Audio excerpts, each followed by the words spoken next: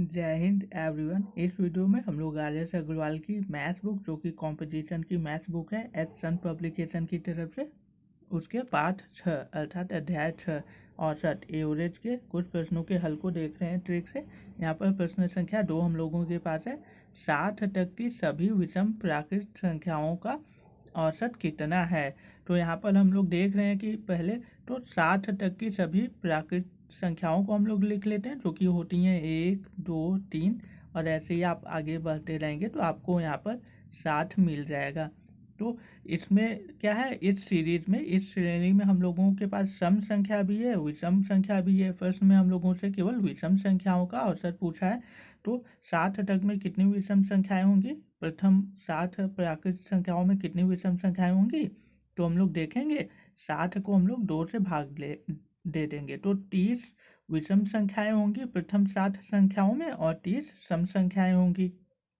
तो हम लोगों से प्रथम 60 संख्याओं में जितनी विषम संख्याएं हैं अर्थात 30 विषम संख्याएं हैं अर्थात उनका औसत पूछ रहा है।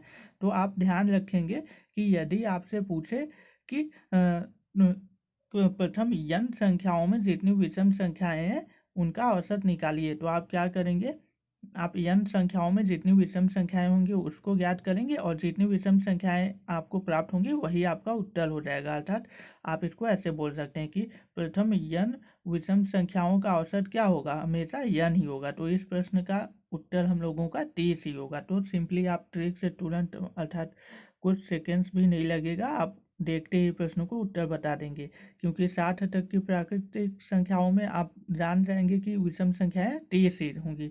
तो इसलिए 30 विषम संख्याओं का जो औसत होगा वह 30 ही होगा। तो इस तरह इस प्रश्न का सही उत्तर 30 होगा। अगर आपको यह समझ में आया तो आप इस वीडियो को लाइक कर सकते हैं।